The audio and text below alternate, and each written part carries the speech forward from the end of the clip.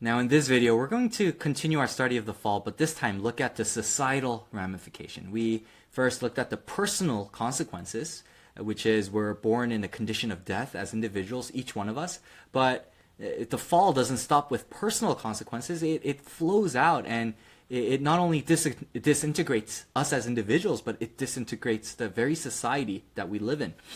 And when I was studying in seminary with Dr. Sosi, he mentioned something very interesting that I never saw before. He says the fall of man could be understood as the loss of rule.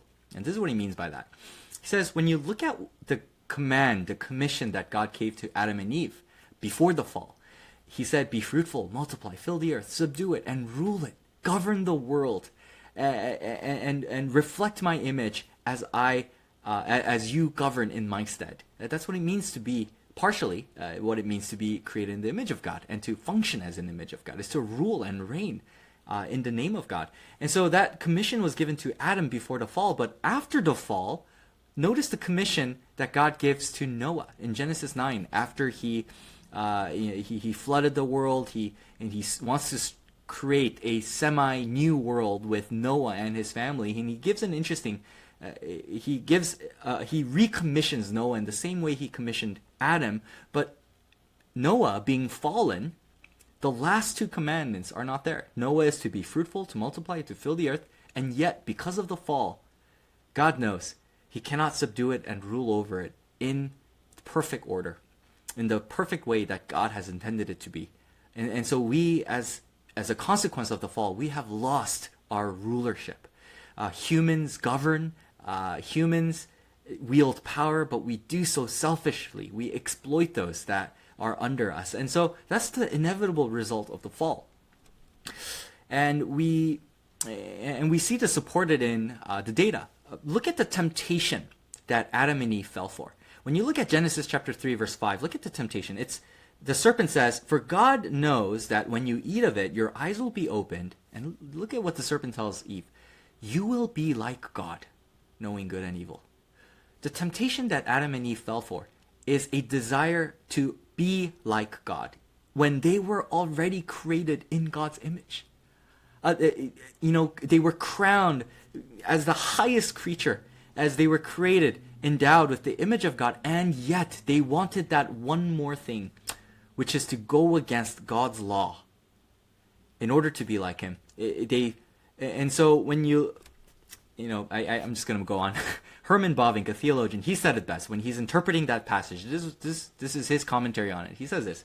He says, to know good and evil is to become the determiner of good and evil.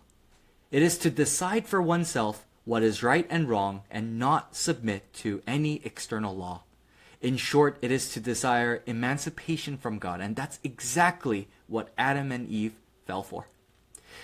Created in the image of God, they wanted one more thing. They wanted that crown that was on God's head. And they wanted to determine what was right and wrong for themselves. Isn't that the song that our culture sings? What's good for you? What's right for you is right for you. What's right for me is right for me. Don't tell me, I don't like religion. And what they mean by that is I don't like someone telling me what is right and what is wrong. I'm going to determine that for myself. That's the epitome of the fall. We have, we desire to rule and govern, but we don't desire to rule and govern according to God's law, but according to our own. And that's why we've fallen, and that's why we've lost our rulership.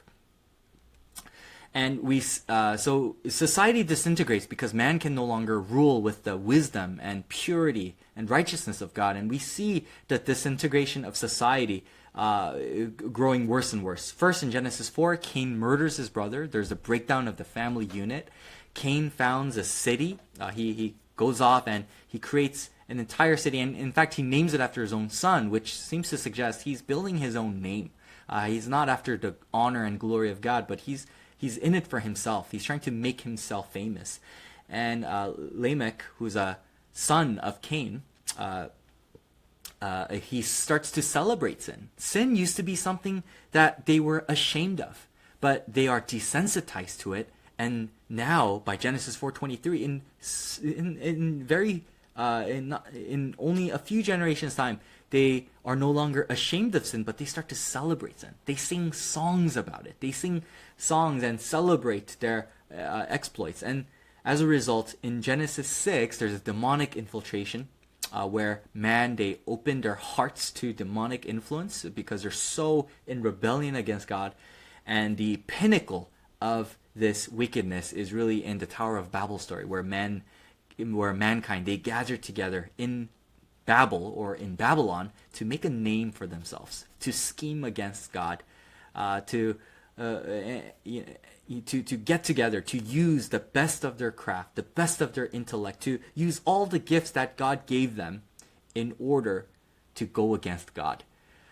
And so that's what we see in the fall, the total disintegration of man, and not just man, but society, the breakdown of the family, culture, government, entertainment, everything that we see has disintegrated as a result of the fall of man.